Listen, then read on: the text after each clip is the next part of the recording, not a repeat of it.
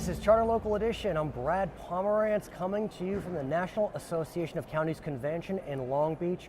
My pleasure to introduce you to the president of NACo. Her name is Sallie Clark. She is a county commissioner in El Paso County in Colorado, the Colorado Springs area, and she is currently serving, as I said, as the president of NACo. What's NACo? NACo is National Association of Counties. We're an organization that represents 3,069 counties nationwide, and the main focus of NACo is to really let those folks at the national level in the federal policy, whether it's the White House, whether it's Congress, whether it's rules and policies that are developed in Washington, D.C., to let them know the impact on local county government when these things are done. Why did you decide to take a national leadership role at the county government level? Well, I had been a county commissioner since 2005, and just I think the frustration of seeing that those folks sometimes at the national level don't quite understand how everything they do impacts our local governments, impacts our state governments, and counties are a natural arm of the state and federal government. What I find so interesting, and I've said this in the past, I don't think people who are not students of government realize how much impact counties have on our daily lives. If you watch the local news, if you read the local paper, they're always talking about the mayor. Right. And God bless the mayor of Colorado Springs or Denver or wherever. But arguably, you have more of an impact on the day in and day out life of the residents of Colorado Springs than the mayor. Well, we really do. When you think about the fact that counties manage the safety net, so and we manage elections. Right. We deal with recording of deeds and transfers of property. In addition to, especially in Colorado and many states, administer human services at the local level, which we know maybe is social services.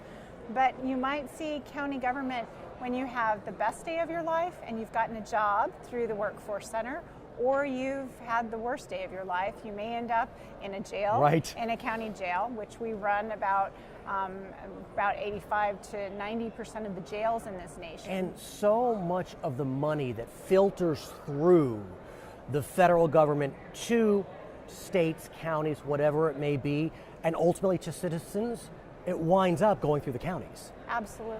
They don't go through cities. That's right. And if they even make it through Denver as the state capital, it's just a pass-through. Absolutely.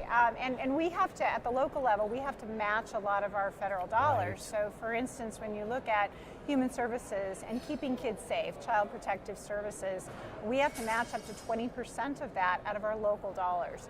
So that makes a difference. And in my county, for instance, we have 2,200 square miles, 1,900 square miles is unincorporated, which means we maintain the roads and bridges. Well, you're essentially the mayor.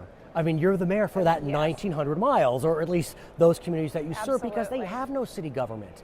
So if they need to get to government, you're the first line of defense, I guess you could say. Absolutely. I want to talk about one of your specialties, for better or for worse, and that's disaster.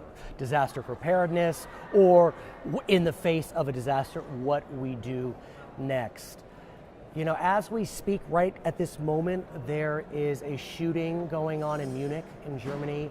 Sadly, we have seen many mass shootings over the last months and years. I hearken back to the Colorado Springs Planned Parenthood shooting. Right. And who's the first line of defense when there is a violent incident? Probably the county. Well, with city partners. Right, and again, I think that's what county government is, a collaborator. We're a natural collaborator. In our county, we have 8 municipalities and the county, but we work collaboratively on the fact that we have over 20 fire districts throughout the county. We work together on emergency management, which is really the resource hub. When there's an incident, they're really what provides those resources to come in. We have experienced in my county not only things like the Planned Parenthood shooting, but 2 major wildfires within just a 1-year period that we had, first the Waldo Canyon and then Black Forest Fire. Let's break that up if we can, because I want to talk about human events and then Mother Nature. In terms of the Planned Parenthood shooting, it's a nightmare that everyone fears, regardless of where it occurs. I am sure your county had prepared for the possibility of a mass shooting. Talk to us about how that preparation helped, what you learned from that preparation, what you learned from actually having the incident unfold. Well, and as you have your offices of emergency management, that's what they do.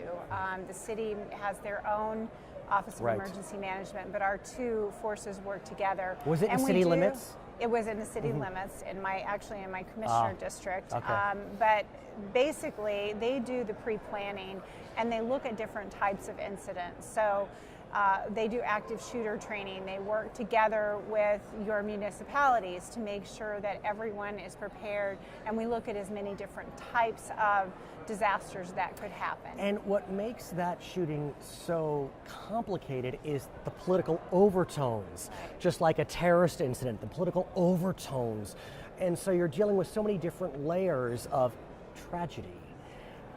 So what did you learn in the wake of the incident? What do you tell your friends here at NACo about active shooters? Well, from a commissioner standpoint, Please.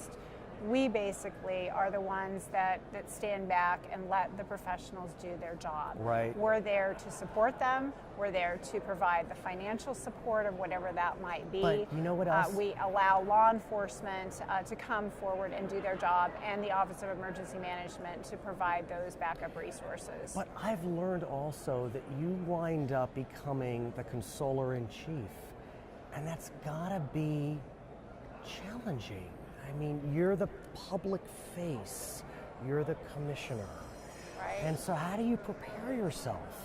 You know, I think as a commissioner, I've been very active in the Justice and Public Safety Committee here at NACo, dealing from everything from the courts to juvenile justice to the whole system of emergency management, and seeing ways that we can make the federal government really aware of our concerns as it relates to interoperability between agencies, the requirements that are forced upon us by the federal government.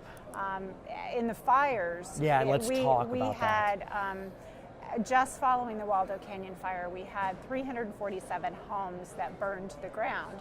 All these folks have, some of them, no place to go, or they want to go to find out how they get it in hold of their insurance company. They have nothing left. Everything has completely gone.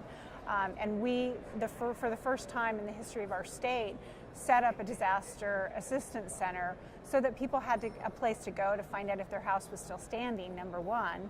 And actually what you said was accurate. Some of what I did was just give hugs and let people cry and cry with them and understand what was going on and bring in mental health assistance and behavioral health counselors. The West is facing a drought, and so fires are more frequent. What insight do you have for your fellow supervisors, commissioners?